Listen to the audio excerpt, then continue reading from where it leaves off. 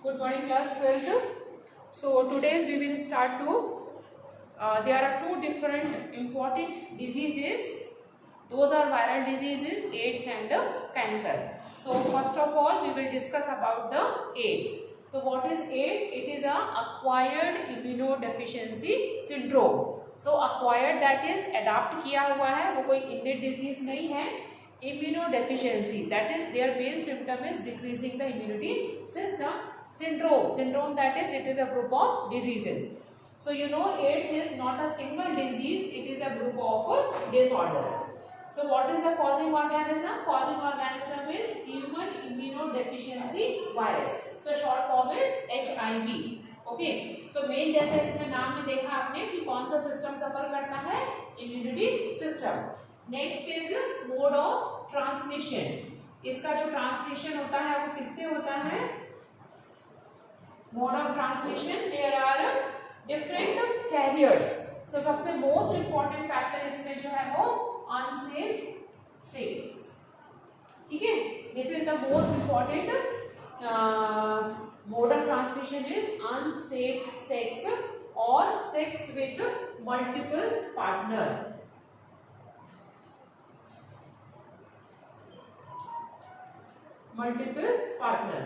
So this is the main mode of transmission.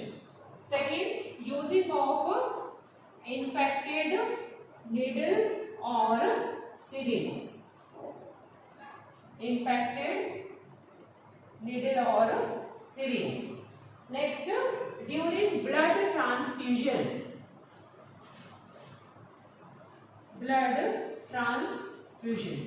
So बहुत सारे diseases आप देखते हैं, जैसे हमारा हीमोफीलिया हो गया या थैलेसीमिया हो गया. थैलेसीमिया के बारे में आपने सुना होगा. So minor thalassaemia, major thalassaemia में कंटिन्यूस उस पेशेंट्स को ब्लड ट्रांसफ्यूज करना पड़ता है. सो ब्लड ट्रांसफ्यूजन के समय यदि किसी इन्फेक्टेड ब्लड डोनर्स का ब्लड पेशेंट्स को दे दिया जाए तो एड्स HIV होने का रिस्क बढ़ जाता है. And fourth is infected mother to her child. Infected mother to her child. So these are the main four mode of transmission: unsafe sex or sex with multiple partners, infected needle or syringe, blood transfusion, infected mother to her child. Now we will study about their life cycle of HIV AIDS virus. So इसका जो life cycle है वो start होता है infection of T lymphocyte cells और helper T cells. So main जो हमारा HIV है वो किसको infect करता है? Macrophagous cells और T lymphocyte सेल को. ओके, और ये एक ऐसा वायरस है जो किस कैटेगरी में आता है? रेट्रोवायरस कैटेगरी में आता है. सो रेट्रोवायरस का प्रॉपर्टी क्या होता है? वहां पर रिवर्स ट्रांसमिशन होता है. सो reverse transmission that is this retrovirus having their genome is RNA. उसका जीनोम क्या होगा? RNA होगा. और ये रिवर्स ट्रांसक्रिप्शन से किस में चेंज हो सकता है? DNA. ठीक है, तो रेट्रोवायरसेस ग्रुप ऑफ वायरसेस में ये इंपॉर्टेंट फीचर होता है कि जो RNA है वो रिवर्स ट्रांसक्रिप्शन से DNA में ट्रांसक्राइब हो सकता है. फिर DNA उसका इंटीग्रेट होगा होस्ट के DNA से. सो इसकी लाइफ साइकिल कहाँ से शुरू होगी? क्योंकि HIV वायरस किसको इन्फेक्ट करेगा? मैक्रोफेजेस को और T लिम्फोसाइट सेल को. सो सपोज ये T लिम्फोसाइट सेल है, ठीक है, ये होस्ट का ह्यूमन बींग्स का T लिम्फोसाइट सेल्स है. अब ये जो HIV वायरस है उसका जीनोम क्या है? RNA. जब ये इसके अंदर एंटर करेगा, T लिम्फोसाइट सेल्स के अंदर एंटर करेगा, तो कौन सा प्रोसेस करेगा? Reverse transcription. सो रिवर्स ट्रांसक्रिप्शन से वो किस में कन्वर्ट हो गया? DNA में. ठीक है, और ये जो DNA है वो होस्ट के क्रोमोसोम के साथ या जीनोम के साथ इंटीग्रेट हो जाएगा.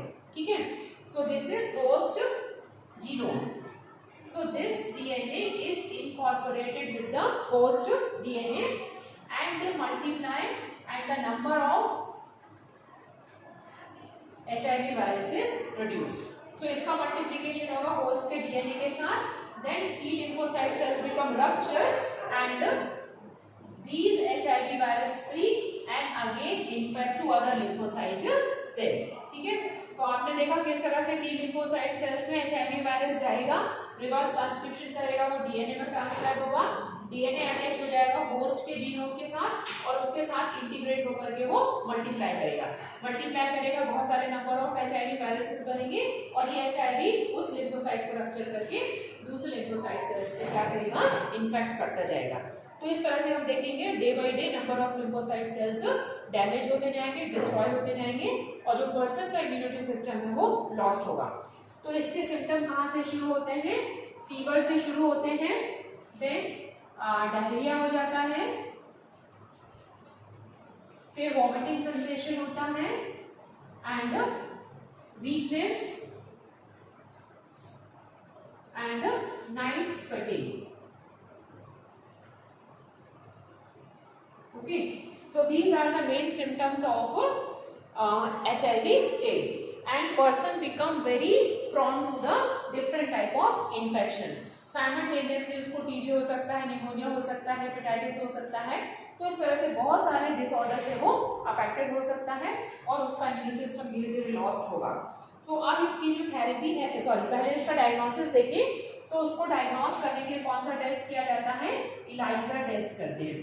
So ELISA, that is enzyme linked immunosorbent assay. Enzyme linked immunosorbent assay. Immunosorbent assay. So इसका जो डायग्नोस्टिक टेस्ट है वो क्या है, एंजाइम लिंक्ड इम्यूनोसॉर्बेंट एसे, जो कि एंटीजन एंटीबॉडी के इंटरेक्शन के ऊपर बेस्ड है।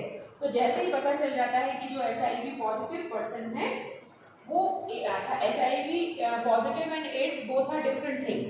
केवल HIV का लिम्फोसाइट सेल्स को अटैक करना, दैट इज HIV पॉजिटिव होना, लेकिन HIV पॉजिटिव एड्स पेशेंट में कन्वर्ट होगा वो थोड़ा सा टाइम लेता है, उसको हम बोलते हैं window period. So window period, that is, it is a period in which the person become converted HIV positive to AIDS patient। ठीक है, अब इसका ट्रीटमेंट आप जानते हैं HIV AIDS के लिए कोई ट्रीटमेंट नहीं है, लेकिन यहाँ पर एक थेरेपी देते हैं जिसको हम बोलते हैं anti retroviral therapy. Anti retroviral therapy, इसको शॉर्ट में क्या कहा जाता है, ART। So what is ART? Anti-retroviral therapy. तो ये क्या कर सकती है, उसको टाइम पीरियड थोड़ा सा बढ़ा सकती है, हेल्दी फूड हो, रेगुलर एक्सरसाइज हो, तो HIV जो पॉजिटिव है वो एड्स पेशेंट होने में काफ़ी टाइम ले लेगा। तो एक हेल्दी लाइफ स्टाइल इसको थोड़ा सा पीरियड को कम कर सकती है, but there is no cure. So cure केवल क्या है, prevention. This prevention is better than cure. So ये जो सारे मोड ऑफ ट्रांसमिशन है उसमें यदि थोड़ा किया जाए, प्रिवेंशन किया जाए, जो नेडल वगैरह है उसको डिस्पोजल यूज किया जाए, ब्लड ट्रांसफ्यूजन के समय ध्यान दिया जाए, इन्फेक्टेड मदर का केयर किया जाए, तो इस डिजीज को हम प्रिवेंट कर सकते हैं। So this is the viral disease ads.